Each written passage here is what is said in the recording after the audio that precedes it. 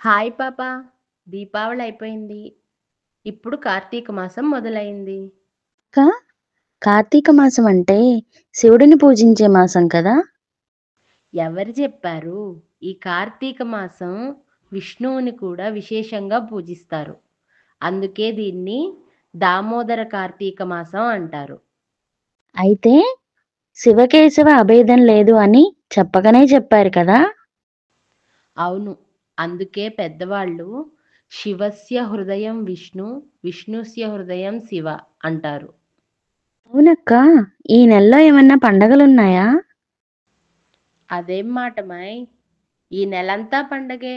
ఈ నెలలో మొదటి 2 రోజులు దీపావళికి అనుబంధమైన పండుగలు. అవునా? అలా అయితే దీపావళి 5 రోజుల పండగన్నమాట. ఇంతకీ ఆ పండగలేంటి? కార్తీకం మొదటి రోజుని బలిపాడ్యమి అంటారు.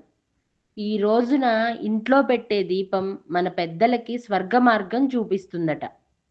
రెండవ రోజుని భగినీ హస్త భోజనం అంటారు. నార్త్ సైడ్ భాయ్ దూజ్ అంటారు కదా? ఇంతకీ ఈ పండుగ ఎందుకు చేస్తారు? భగిని అంటే సిస్టర్. సిస్టర్ చేత్తో వడ్డించిన భోజనం తినాలి ఈ రోజున.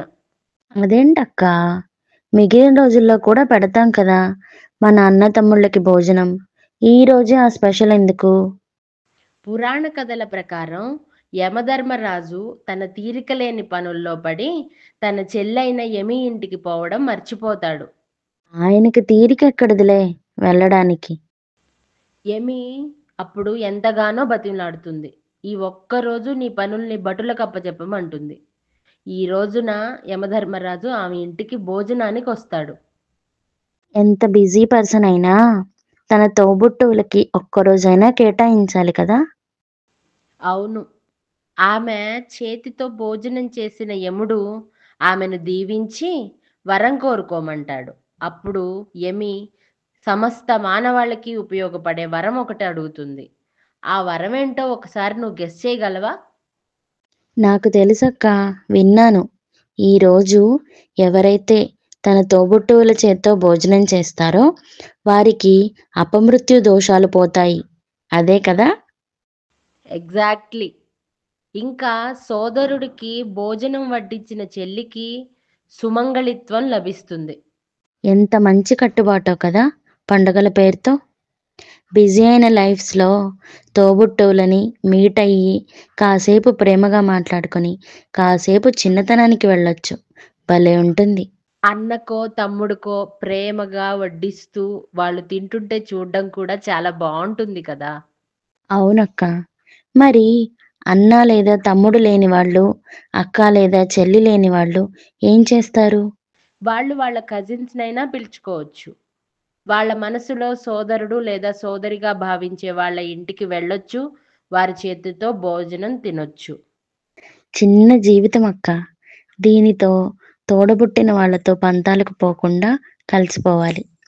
ప్రపంచంలో ఏ బంధమైనా కలుపుకోవచ్చు కానీ ఒకే తల్లి గర్భం నుంచి పుట్టే బంధాన్ని మళ్ళీ తెచ్చుకోలేం అని రాముడు లక్ష్మణుడికి చెప్పాడు. నిజమే. ఈ పండక్కి మరొక్క పురాణ కథ కూడా ఉంది. అది నీకు తెలుసా? ఇంకొక కథనా? నేను ఈ ఒక్కటే విన్నానే. ఏంటా కదా? అయితే చెప్తా విను. సృష్టి మొదట్లో కాలం లేని రోజులవి. అనుకోని పరిస్థితుల్లో యమధర్మరాజు మరణిస్తాడట. యమధర్మరాజుకి మరణమా? ఏంటది? అవును. అప్పుడు వాళ్ళ చెల్లి యమి ఎప్పుడూ ఏడుస్తూ ఉంటుంది. అప్పుడు విష్ణుమూర్తి ఆమె బాధ చూడలేక బ్రహ్మకి కాలాన్ని సృష్టించి పగలు, రాత్రిగా క్రియేట్ చేయమని చెప్తారు. ఓహో! అందుకేనా మనకి రాత్రి పగలు వచ్చాయి. Thank God. రాత్రి నిద్రించినప్పుడు ఆమె కాస్త ఉపశమనం పొందుతుంది ఈ బాధ నుంచి.